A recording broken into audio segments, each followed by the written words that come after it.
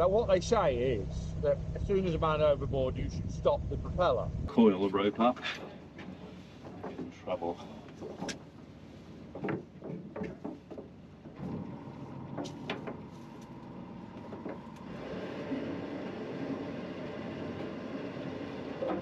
If suddenly a load of ducks came flying this way, something has spooked them. It could be another boat, or it could have just been a duck or a dog or something. But you know, all of these little things you tend to look out for. If somebody's standing on the bank looking, you know, what are they looking at? Are they looking at another boat?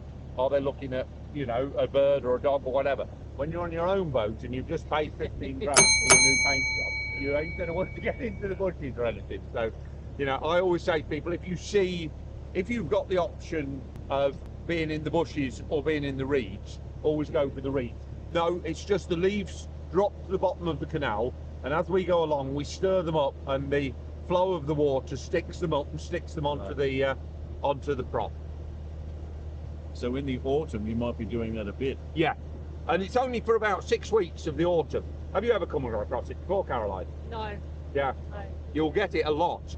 When I first saw my narrowboat, I was one of these people who put it on the narrowboat forum. The boat keeps slowing down, can't understand it. Is there something wrong with the gearbox? Is the propeller slipping or something like that? And immediately everybody like, no, leaves around the prop. This is what you would cruise at maximum speed, yeah. Not close to maximum speed that the boat will do. But, yeah. The only time you tend to use it faster than this is if you're on a river. Then you can use it faster on the river. Just get the feel of it, how it's going to do. The one thing that people do is overcorrect it. When it's going wrong, they will suddenly push it the other way and bring it back, but they'll overcorrect it. I always say to people, treat it like your dog. It doesn't matter how long your dog lead is, as long as you've got contact with it, it's not going to run off. So it doesn't matter whether, you know, you're close by, but I always, no matter what I'm doing, I've always got this centre rope with me on the bank here. You know, so many people don't venture down onto the canals and see what it's like. And it doesn't matter if you're going out and coming back, because you get completely different scenery both ways, don't you? Yeah.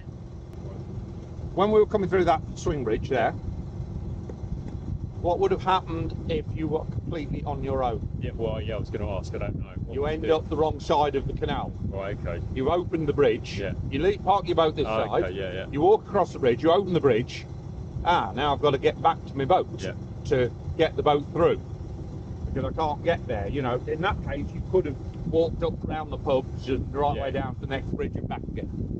There will always be a bollard on the operating side. One bollard.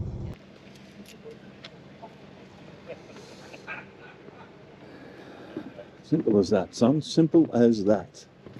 If you could move it round. Hey? I'm a Helmsman. First class. That is about 4 foot forward of the boat, like that. Yeah.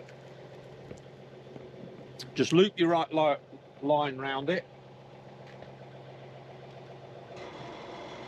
Idle reverse. Hold on to that. No. This is for springing off. Get out of the tight mooring. Where's the spring? We've got the wind blowing the boat onto the side, haven't we?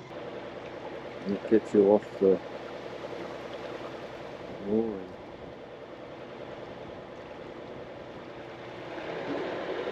Would you ever turn the engine on, put it into neutral, and run to the front of the boat and push it out, and then run back again? Got to be careful, because, you know, I would never like to leave the boat with it in position. That's better, actually. It's actually pulling it out better, just leaving it in tick over, than what it is when you start to open it up. But you get the idea with it. You can do that, and if you're moored up somewhere tight, and then literally all you've got to do is just flick that over, and you're ready to go. The bow is already out. Where did that come from, that rope? Just a spare one we've got down below. Okay, so it just doesn't matter which one you use. Again, I will show you tomorrow, single-handed, it's always really useful to have a rope like this with a small loop in one end, about 8 foot long, and a big loop in the other end. And I'll show you when we're coming up out of the locks tomorrow, why that's really useful. Again, it's just one of those little things. When you're working single-handed, you will just get used to all these little bits and pieces. There's all these little things that you'll get and think, oh, it'd be really useful if I had that there, you know, or I could just have something I could grab hold of. And when you're single-handed, it's all about thinking ahead and having things planned ahead. It's no good getting somewhere and think, oh, I need that rope that's tucked away in the cupboard downstairs. You haven't got time to go and get it. You've got to have them all on hand. Ready. I know if you go up to, if you ever go up to any of the centre parks up north, I've been to the one in Penrith quite a few times, and they've got red squirrels there, and at 7 o'clock in the morning they're tapping on the window waiting for their breakfast, you know, and you can feed them from your hand. The red squirrels, you can feed them from your hand because they're so used to people there, you know. Wow.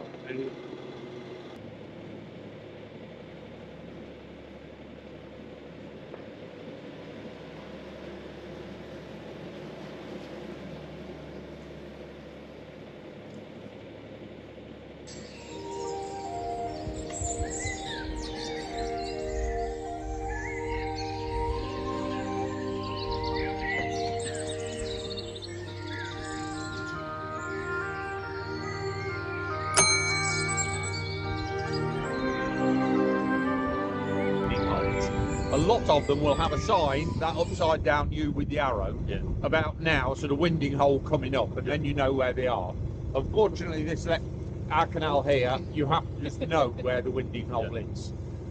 So, again, what we're going to do is it looks like from the wind on the water that it's fairly sheltered at the moment, but it's right on this corner, where the bush right in front of us. The canal goes round to our left, and the winding hole is here on our right-hand side. So again, what I'm going to do is I cut the speed down so that we're not got the momentum of the boat, so reducing the momentum. I'm going to follow the line of the canal round as though I'm not going to turn and follow, and I want the pivot point D in the centre of the boat to be sort of halfway across the winding hole, so we want to be halfway there already. If the wind does anything, we're going to be fighting against it the first move. And you always put the bow into the winding hole.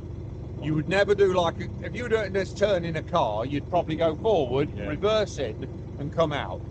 Always do it the opposite way round on a boat. Check front and rear, nothing coming either way. So I'm sort of steering as though I'm going to go up that bit of canal there. I want to be fairly in the middle of the canal still.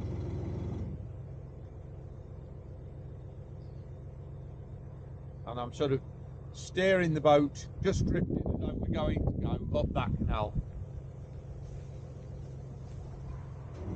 Just a touch of reverse now, just to stop the momentum. That's reverse, still just to stop it. So the boat is about in the middle of the winding hole. Tiller right over to my left.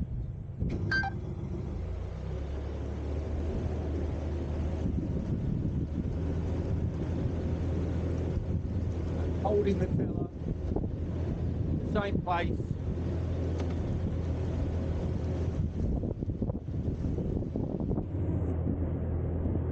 So it's making a circle on the deck. No, I used to steer mine into it.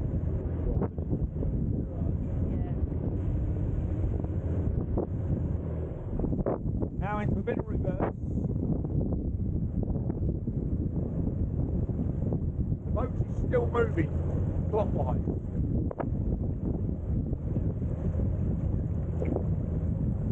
That wind has turned a bit right foot. So that is basically on the turn like that. Sometimes you might spin round in one, sometimes you might have to do a forward and back. Yeah. When you're into reverse and going backwards, your tiller isn't going to make any difference. When you turn in, tiller is all forward, tiller's always got to be forward. Now for reverse, I tend to sit this position here so that I can see the front of the boat, see what's in the back. Yeah. Now to reverse up here, first of all, I need to get the boat level. So what we're doing now, just tick over or a little bit further is enough. The back of the boat is going over to that side, the towpath side. So, forward.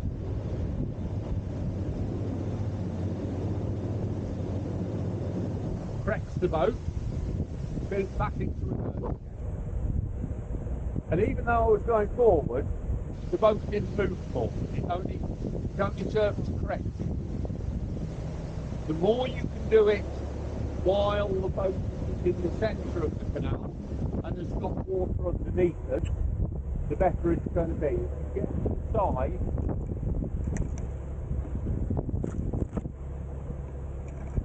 but again, this is something to do, something to practice when you're on your own on a dirty bit of canal. Don't get going too fast backwards, because otherwise, when something is wrong, it goes wrong too quick, and you end up in the bank. Remember what I told you this morning about the guy that got through, did a mile and a half and got through 2 locks and there was a lock closed? Well, he had to reverse a mile and a half, you know. Now, if you can do it, that's nice, you know. The more water that's under the propeller of the boat, the easier it is to manoeuvre it. Now you can see the amount of mud that we're churning up. That's because we've got very close into the shallow area.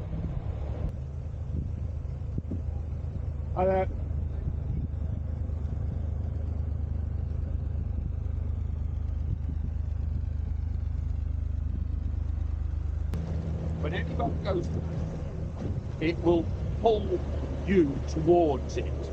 So again, you know, like the wind, try and use it to your advantage.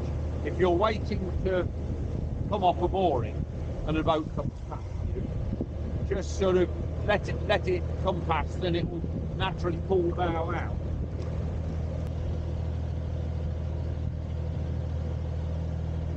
The fizz in any natural drink, whether it is beer, cider, or whatever, or even orange juice that's been left on the side, the fizz, it's the yeast turning the natural sugars into alcohol. So the more fizz you've got in it, you're likely to have less alcohol. It's why the very strong beers and the strong ciders are virtually flat, and that is because the yeast has turned all the sugar into alcohol.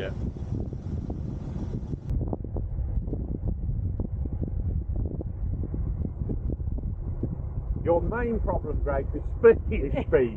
Can't help it. You know, everything, you know, the fact that you went into it a bit too far, problem with speed. You know, it's all speed. You know, that's, don't get me wrong, you know, I've had lots of people like this, you know, and all of them I've said, you've only got one problem, and it's the speed. And you do it 3 miles an hour. Back it off. Countryside round here, though, isn't it? Hit me in the head there, right there. That's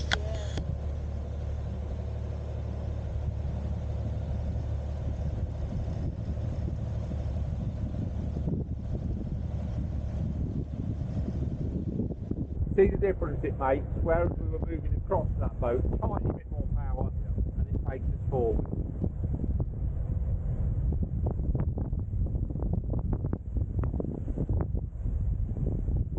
Okay, now nice and straight, sort of, you're heading towards where that dog is at the moment.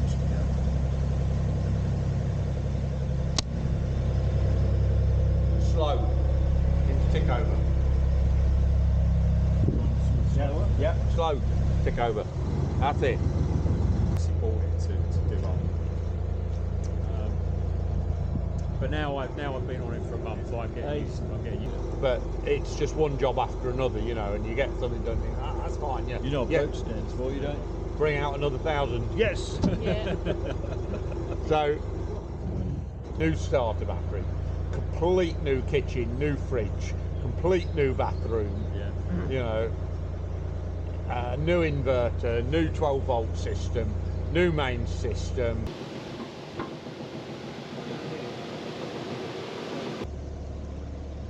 Forward again.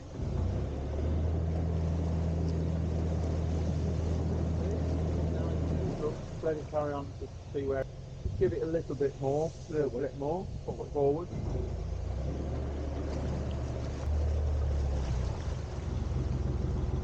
Okay, reverse it now. Oh.